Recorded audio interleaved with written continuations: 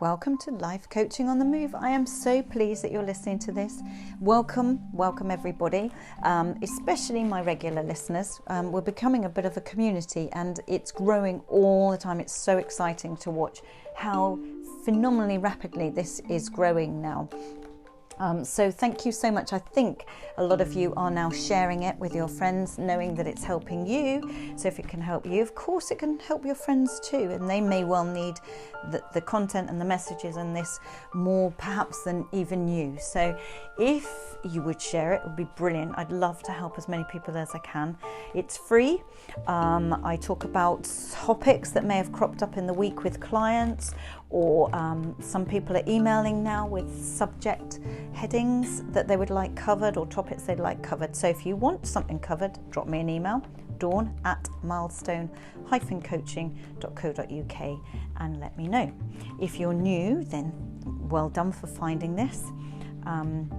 This is me, Dawn, the host of Life Coaching on the Move, where I share stories, thoughts, tips, techniques on all sorts of subjects that you can use in your everyday lives to help your lives improve, particularly your confidence levels and your happiness. So it's a practical, user-friendly kind of podcast. I don't edit or script write, so you hear all sorts of background noises, and it's just me talking from the heart. Today you may hear ironing noises because I'm actually stood ironing, and it's a Sunday, so the family are coming and going, and you may hear all of that. So, but that's me. It's raw and it's authentic. If you are trying to share this with a friend, thank you very, very much. I'm so grateful, and I hope they will be grateful too once they've got into it. But it may well be to help them download it. A lot of people still, the majority of the population, do not know how to find or download or use podcasts. It's still an area that many, many people are not sure on. So to do them a favour, if they're interested, open that up for them, to show them, help them download it, or download an app that they can use in order to choose their podcast, and help them along the way. But that's that. This episode today, we're talking about combating and avoiding and not letting the winter blues in, how to combat them or prevent them from coming in the first place. Because at the time of recording, this is in the midst of January. It's a difficult time for many, but it doesn't have to be. This does not have to be a reality. So I'm now about to give you lots of thoughts and techniques and examples around how to avoid the winter blues and make it a much happier and healthier January, February, March ahead of you.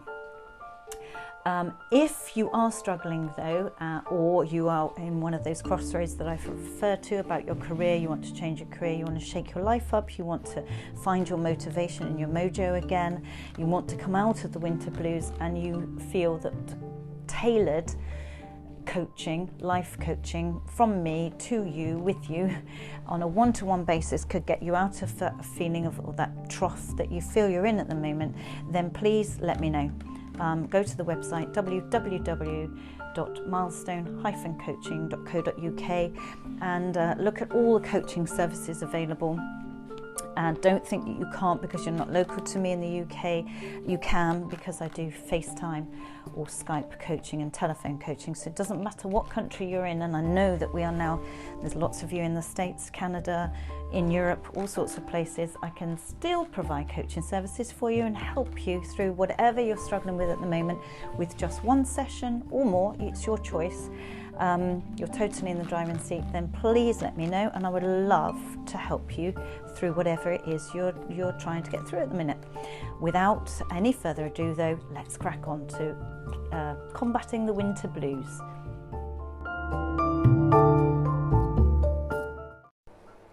I'm recording this on a Sunday, which is quite unusual for me. As many of you know, I often record them while I'm out on a dog walk. And today, though, I've decided to record whilst I'm standing doing the week's ironing. So I'm always doing something alongside something else, using my time well, doubling up. What do they call it? Multitasking.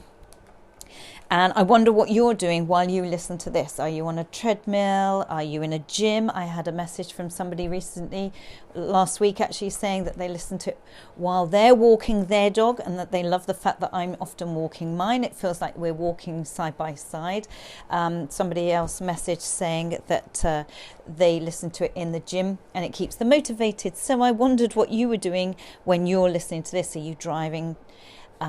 Are you doing your chores, or are you in the gym keeping fit? It's intriguing, isn't it? We share these experiences even when we're not in each other's lives.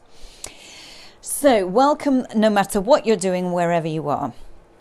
Forgive me if you can therefore hear coat hangers clanging or the iron clanging on the tray or whatever. That's what I'm doing.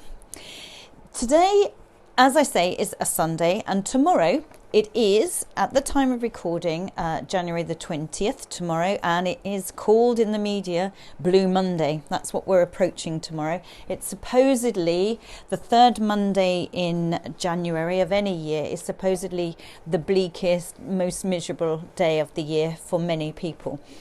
Blue Monday, or people are down, people are demotivated, more so on that Monday than any others. Now, it depends what you read about it.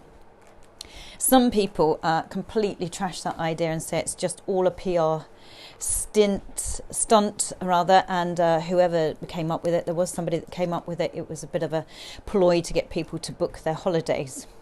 And that may well be the case. It may well be the case. But it's an idea. If you're feeling low, maybe do look into, just as a bit of self-care, thinking about your holiday for the year and putting plans in place, because it gives us something to look forward to. And we all need that to keep us going through the winter. But I'm going to use Blue Monday as a topic for today and how to counteract it. Not because of the PR stunt or the loose science that's been being referred to, but because of my own experience. And my own experience as a coach is that January, February, March is my busiest time of the year, every year, without doubt. That is a fact. So why is that? Well, I have a lot of clients that come to me January, February, March who have lost their motivation. I think they have Christmas behind them. Many of us look forward to Christmas, or at least enjoy the social build-up, the parties, the office parties, the social scenes, the seeing friends and family. Look forward to a break over Christmas, might have some annual leave, get some sleep, catch up on your sleep and have a lie-in, spend time with the family. Then it's all behind us, and January's here, and the weather's awful. We've had so much wind and rain, 2 storms on the trot just last week. It's miserable. Everywhere's flooded. There are potholes in the roads. Everybody's got punctures or damaged wheels and tyres, and so on and so forth. And there isn't that Christmas to look forward to, or the social scene. Also, of course, in January, many of us are struggling financially. We've just spent a small fortune over the Christmas period, and for many of us, payday is a long time coming.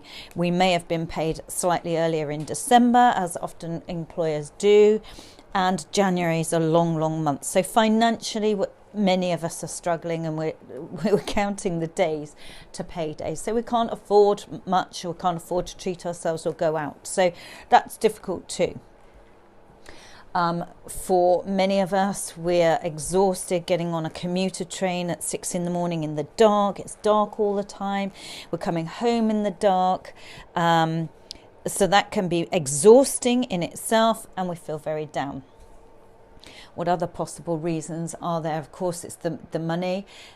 You might be in debt now and trying to pay that debt back from spending such a fortune on all your loved ones over Christmas. Low motivational levels, and just a need. A lot of clients come in here saying, I want to shake my life up. I'm fed up with this job. I'm fed up with the rat race. I'm fed up with sleepwalking through life. on that sort of hamster wheel of the corporate world. I'd love to do something different, or I need a career change. I need new challenges. I'm stuck in a rut. I get that a lot at the moment. So it's career coaching, or putting together their CV, or getting together some courage and make decisions about where they want their careers to go, the direction to go in, how to prepare for an interview, and so on. So I'm definitely finding a lot of clients at the moment coming through the door with career dissatisfaction. Just feel bored. They've lost their mojo, they lost their motivation. On top of that, there's many of us trying to do health regimes, trying to lose some weight. We feel we've gained lots of weight over the Christmas period. We feel unattractive. We feel overweight. We feel unfit. So there are definitely a lot of people trying to get fit. My exercise HIIT classes that I go to are so busy at the moment. They are packed with lots of new faces. I know a client who, she plays rugby and goes to the gym and trains, and she was saying, she's probably listening to this, how busy her gym is. It's packed with new faces. Lots of people making an effort to try and get some fitness on board, which is a great thing, of course. That in itself can be exhausting or invigorating, either.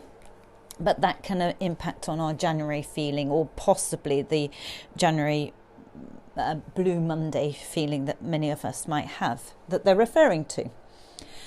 Or we've put ourselves under a little bit of a challenge, or stress, as I call it, excuse me, with the coat hangers, where we're trying new things, such as dry January. So there are clients coming through the door who are counting the days because they can't have a glass of wine, for example, or they're trying veganary, is that how you say it? Veganary for the month, and they may or may not be struggling with that. They may be quite invigorated by it, or they may be struggling. So there's lots of things going on in January, but I believe you throw all of that in the mix and you've got reasons why people are low. But for me, it's much bigger than that. I'm finding with clients that there is an absolute, I firmly believe, what's at the root of most of these blues, most of the reasons why I'm so busy in January, February, March, for many of us, many of my clients and all those that don't come for coaching, it's because of low levels of vitamin D. That's what I believe. I genuinely, firmly believe that. We haven't had sun in a while, and if we have had some sun, actually it's been gorgeous today, but it was -2 this morning, so it's cold, but it was very, very sunny and gorgeous. And we can get a little bit of boost to our system of vitamin D as a result by getting out in it. But many of us, especially if we work in the cities and have to commute in the dark, or we travel in a car, because you don't get vitamin D through the sun or through the glass, even though it might be sunny on the motorway. If you're a salesman in the car, you're still not getting the vitamin D. Mums of young children, you may not be going outside so much with the children because it's so cold, or it's been so windy and wet. So for so many reasons, we're not having holidays at the minute. We're not getting out in the sun at the minute. There's very little sun anyway. We're all suffering, I believe, some more than others, of course, with very, very low levels of vitamin D. We're depleted in vitamin D. And that is what I believe is the reason, the root cause for such low feeling, Blue Monday and more. Even if we don't believe in that phrase, Blue Monday, I know firsthand from my experience with my coaching clients and how busy my practice is in January, February, March, that there is a definite low feeling around this time of year in many people. Because I firmly believe because of the low level vitamin D's in most of us. So we can take supplements because vitamin D is a natural mood lifter. We need it. that's why I think in April, May time, my practice gets quieter with those clients, those private one-to-one clients who feel low, fed up, don't know why, at a crossroads, need to shake my life up. I'm just fed up. I don't know what's wrong, but can you help me find some direction? That sort of client. They don't come through the door so much in January, February, from April onwards, because they're accidentally getting vitamin D without even knowing it, because it's lighter when they're walking to the train or when they're waiting for the bus. They're outside, it's daylight, the clocks have changed, they're walking home in the evening and it's daylight. They're getting a boost of vitamin D to their, or sunlight, therefore, to their face and hands. Now, on average, we all need 15 to 20 minutes daylight to our skin, to our face and our hands in order to get enough vitamin D. However, of course, the sun is weaker in the winter, so we need longer in the winter. The good news about vitamin D is it's the only vitamin that we can store in our body. The rest, if we have too much in one day, more than the recommended daily allowance, we excrete it out. But with vitamin D, you can store it up. So you could go on a week's holiday to the Caribbean and get a good burst or boost of vitamin D, and that may keep you going for a few weeks. So my husband and I have just been for a nice walk around Winchester. And because it's later in the day, whereas when I walk the dog, it's not normally that sunny yet because it's early. But today we've just had a little boost of vitamin D. We were outside for maybe about an hour, and we will have increased our levels. This is why you feel better, any of us feel better when we have had a walk outside.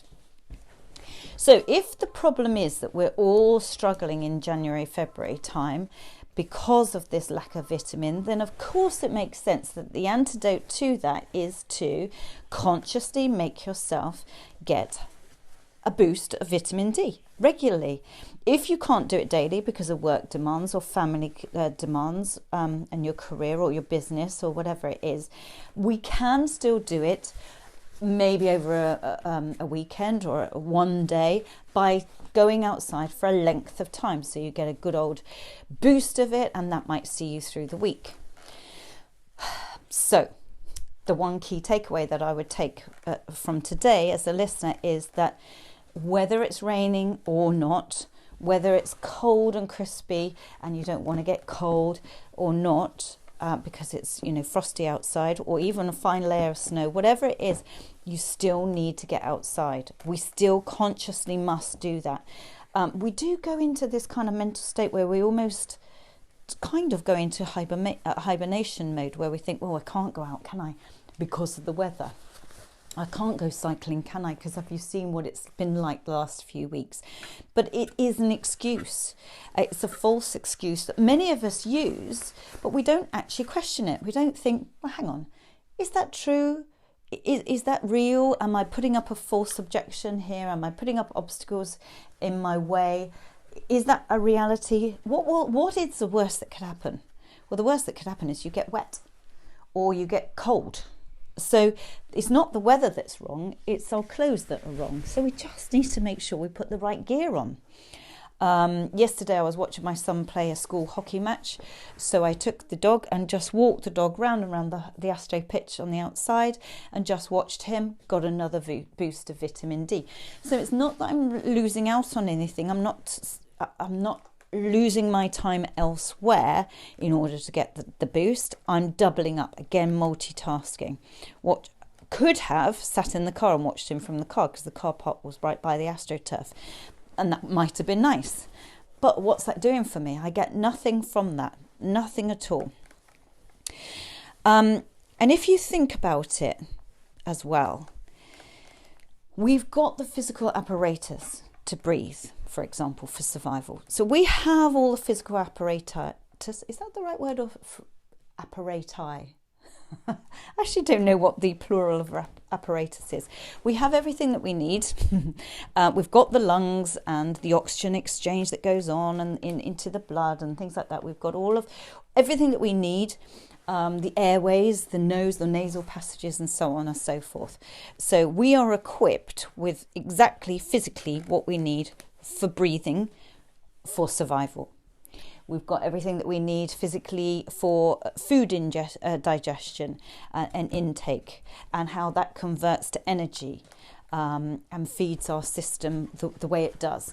Functionally, we've got it mastered. We don't need to consciously think about it. It's there. We've got the equipment, most of us, hopefully, and it does its job. It gets on with what it needs to do. We don't tell our stomach how to digest. We don't consciously think about taking in air. Oh, I must breathe today. I must remember to breathe. We don't have to do that. It's automatic, and we've got the equipment, and our bodies are sorted, does its job. It's efficient, and we don't have to be mindful of that. However, we cannot do any of those things without external assistance. Just because we've got the equipment to breathe doesn't mean that's it. We're not self-sufficient. We are totally and utterly reliant on the external supply of air. If something happened and we were in a vacuum somewhere, or in Australia with the pollution and things like that, then we're in a bit of trouble, or a lot of trouble, if you suddenly didn't have any air and you were suffocating. So we have everything we need. We're provided with everything we need, other than the external source, other than relying on the world around us and interacting and taking from that world what we need from it, from our environment, whether it's food to feed our system for energy, whether it's the air for breathing. So we do need to be what I'm trying to say in a clumsy kind of way is that we have to get outside. We have to be out in nature, because nature is what we are most reliant on for survival, other than what we're already provided with physically as in terms of equipment. We still need to draw on the external, and we need to do that, work together as a team. The internal with what we're provided with, and the external with what we need to make it work and function. And that includes the vitamin D from the sunlight. That's again another input, so another reason why we need to get out there and interact with it. So not only is it good for our soul, and I haven't even mentioned that yet, which it is, it's good for our soul for a reason, because we are dependent on it. There are certain shapes, I've forgotten what the word is, but certain shapes in the world that actually, when we visually see them, when our brain processes those shapes, there is a word and I can't remember what it is, it reduces our stress and increases our mood, improves our mood. And those shapes are shapes that you can get nowhere else except in nature. So basically they are the shapes of trees, the shapes of plants, the shapes of flowers. You don't get those anywhere else but in the real natural world. And it is our eyes and our systems processing those shapes that also help, also improve everything and assist us in our mood and well-being, improves our well-being. So for those reasons, we need to go out in nature, despite the weather, irrespective of the weather. So what I'm saying today is that we need to have an antidote to the January-February blues. We need not to let it happen. We know it's going to be a fact of life. We know it's a risk. We know that January and February and March, we're vulnerable to the winter blues, or seasonal affective disorder, or S.A.D, if you want to call it that, or Blue Monday, and that time of year. It's not just the Monday, it goes on beyond that. We know that that's a risk, a high factor risk, because of money, because of the challenges we're putting ourselves under, because of the dark mornings, the dark nights, because of the weather, because of the lack of money, etc. We know all of this is going to be a reality, so we need to have an antidote to that. And I genuinely, firmly believe, and so do many others, and it's proven and tested and tried and tested, and it's a scientific fact, that what we need as an antidote to that is to get outside. Go for a long walk, go for a cycle ride, get your skateboard out and go skateboarding, get your golf clubs out and go golfing, get your bike out and go cycling, or fishing rod, or your metal detector, or go for a book or hire, or borrow somebody's horse and go out on a hack or something like that. Whatever it is, take the kids out to climb trees. You climb the trees with the kids. Go trampolining outside in the garden. If you've got a trampoline, go with your kids. Those sorts of things. So whatever it is, you need to proactively and consciously make yourself do it. If you can't do it in the week because of work commitments and family commitments, then fit it into your schedule at the weekend, but just give yourself longer to do it. Even if it's just getting outside and sweeping the patio. Last weekend was also gorgeous. So instead of going to the car wash and making somebody else a little bit of money, I got the hose pipe out, the rubber gloves out, and the sponge, and spent ages hoovering and washing the car. But that was therapeutic in itself, and I felt a sense of real achievement when my car was absolutely filthy because of all the rain and the wind around here and the horrible puddles and everything.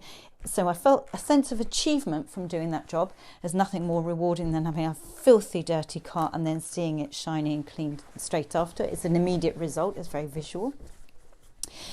So I felt good about that, but B, I felt good that I'd saved some money when money is tight in January. That's always a sense of achievement as well.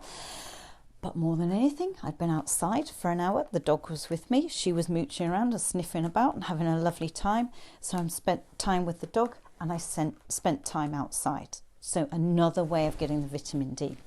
So still ticking things off my to-do list, sweeping the patio for old leaves, clearing that up, cutting back old plants, tidying things up, sorting outside out, just feeling a sense of achievement, but being outside, enjoying the weather. So those are all the possible ways that you need to consciously get outside and combat it. Don't give in to it. It doesn't have to be a reality. I genuinely believe it doesn't have to happen. We do have a choice. We know it's likely, we know it's probable. So if we know that, awareness is half the battle. Don't give in to it. Have strategies in your reserves to tackle it, to have antidotes, to manage it. If you do work, then make yourself go for a walk at lunchtime. Walk to the sandwich shop, or walk to the shop, or walk the kids to school. I love it when I bump into, there's a particular wood that I go to sometimes, and there's a lady that I bump into on occasions with her two little girls walking through the woods with their wellies on and their school clothes in the winter with gloves and hats and stuff. I used to walk to school every single day, despite the weather, no matter what the weather, because my mum couldn't drive and we lived on a farm outside of the village. There wasn't a bus or anything. It had a long farm track. We had no choice. I hated it as a kid at the times. I used to complain when it was raining or snowy or whatever. But we never, I'm a family of 4 kids, none of us had asthmas, eczemas, allergies, anything at all. We were always freezing cold outside, no matter what the weather, because there was no choice. My dad was at work. My mum couldn't drive. We had to just get on with it and get to school.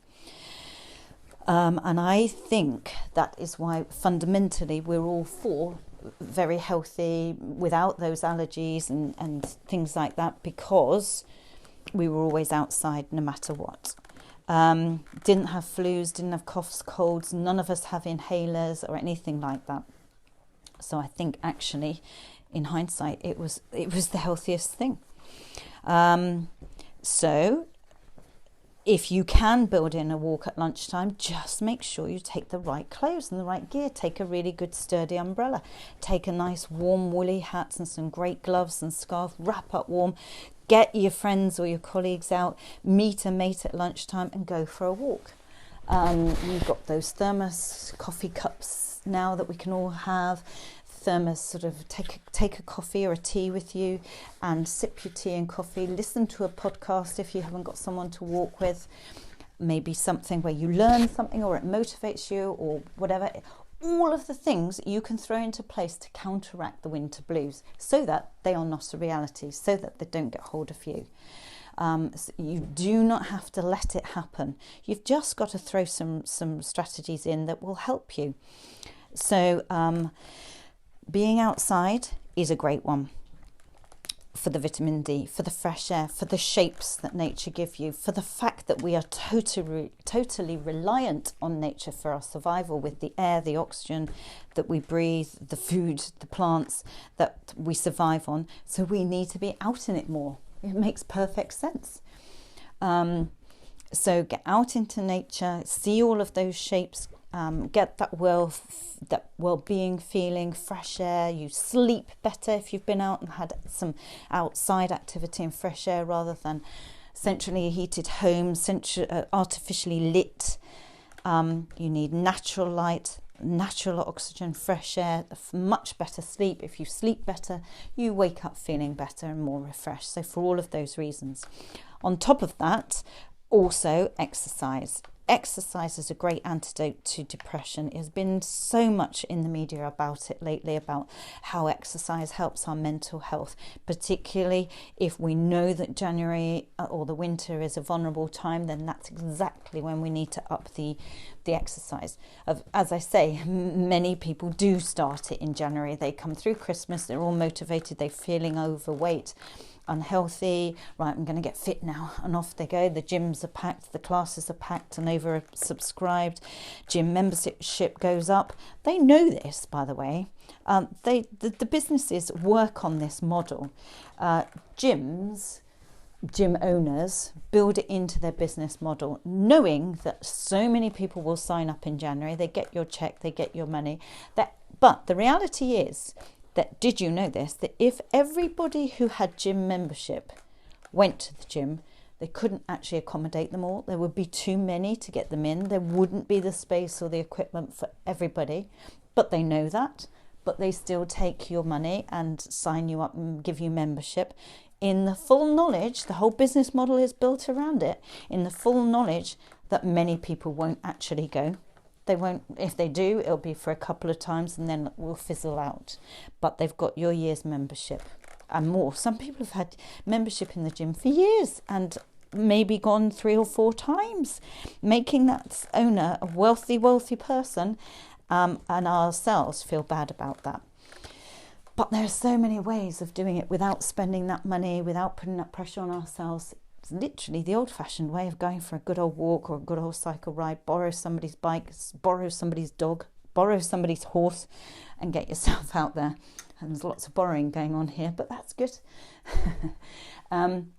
So exercise itself is a great de-stressor. There's nothing wrong with gyms, of course there isn't. They provide a service and they may get many of us fit, may in particular burn off those stress hormones, the cortisol, the adrenaline, the noradrenaline, all the stress hormones. We need to burn them off. And we need to exercise in order to release our own endorphins, our own chemicals, natural chemicals, which are our natural mood lifters. So just at the time of stress and low levels of depression in the winter blues, as that kicks in, if we start exercising, we kick in our release of endorphins that counteracts that, and it relieves the stress, it relieves the depression. It's the antidote that we need. And we've fought and banished and prevented the winter blues from getting a hold. So that's why it's good in January that we do start to keep fit, some of us, but it's better if we keep it up, keep it going. So if we can find something that we love, that really lights the fire in our belly, rugby, football, whatever, team spirit, a team sport is brilliant because, of course, we're also having connections with people. Often we find that our social life depletes in January and February because we're broke, short of money, it's freezing cold outside, it's blowing a gale, there's a storm out there, I'm not getting changed after a day's work, I'm exhausted, I'm not going out now, staying in, curtains closed, stay in, eat rubbish food, watch rubbish TV, feel bad again. Eat, sleep, repeat, all of those things day after day. Of course, the depression sets in, the winter blues set in. Again, another reason. What can we do to have the antidote to that? Well, one way is to force ourselves to go out and make it happen, consciously not give in to that and think, no, I'm not going to be a victim to this. I'm going to take control. Make yourself go out. Make yourself go to a class of some sort, an activity of some sort, to see people, have that human connection. And a team sport is a definite way of doing that, because you may not feel like turning up. It's raining, it's cold, I don't feel like it. But when we know there's a whole team reliant on us, we can't let them down. There's an opposition team turning up as well, referees or umpires too. We don't let them down. We turn up. So we continue to hold that promise to them. We won't let them down. Yet why do we let ourselves down when it's a solitary thing, like go to the gym or go out for a run?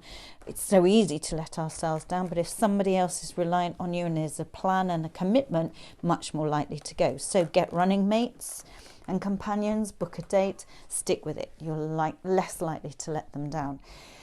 Do a park run with somebody. It doesn't have to be expensive. Just get some trainers on your feet and go.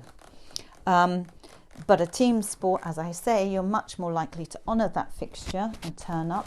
And of course, you've also got the feelings that you get from being in a team. It's a bit tribal. This is how we survived. We were parts of tribes and communities.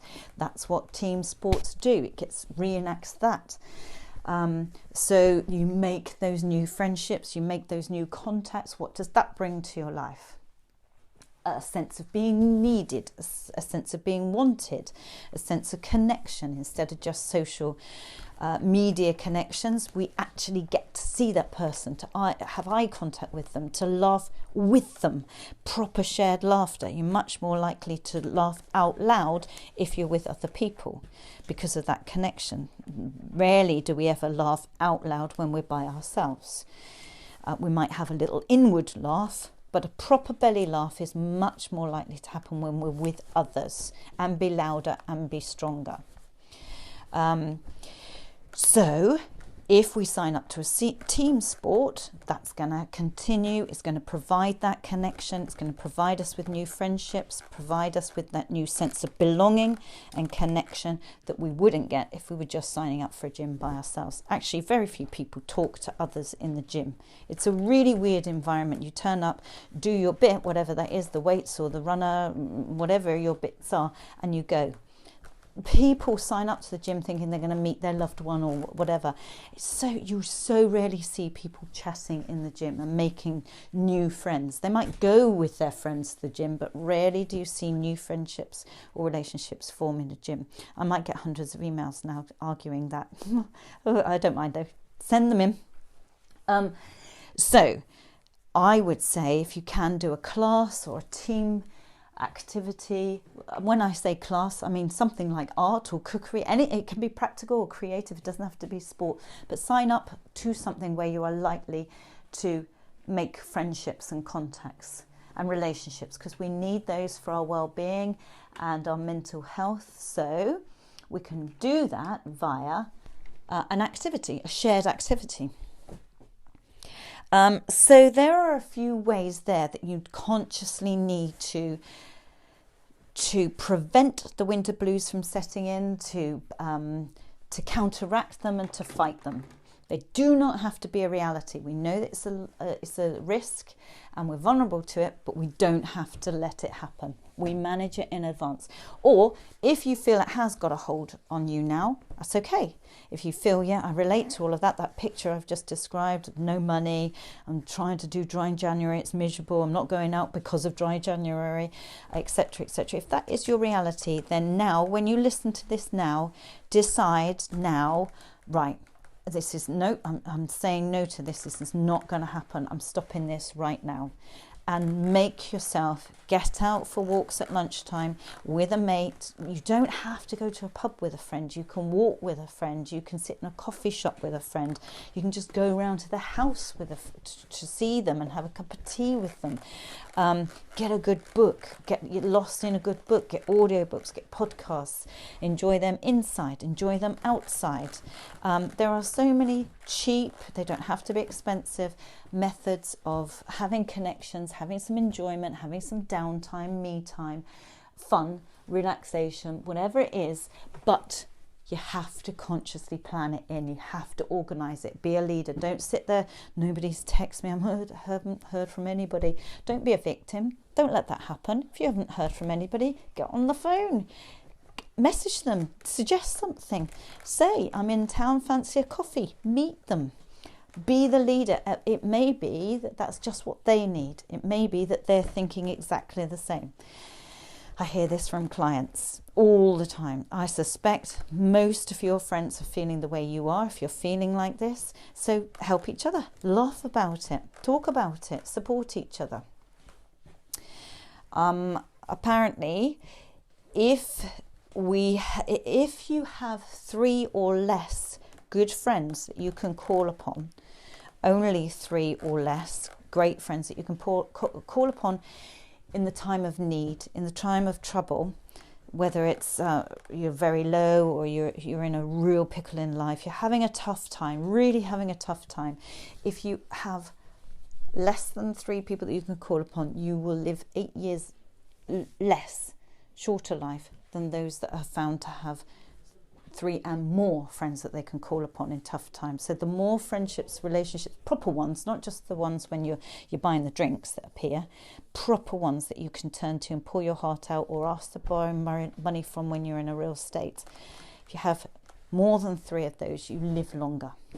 So for those reasons, it's worth getting out, signing up for activities, new hobbies, taking the initiative, getting your old mates out, sending them a message, showing that they're. And of course, not just having 3 and more contacts for you to turn to when you need to, but for them, it's two-way. For them, you'll be that person for them. You've got to have 3 or more. It's a two-way street. So evolve your friendships, grow your friendships, deepen them, strengthen them, invest in them, because it's a two-way thing. And you and they will potentially live longer as a result.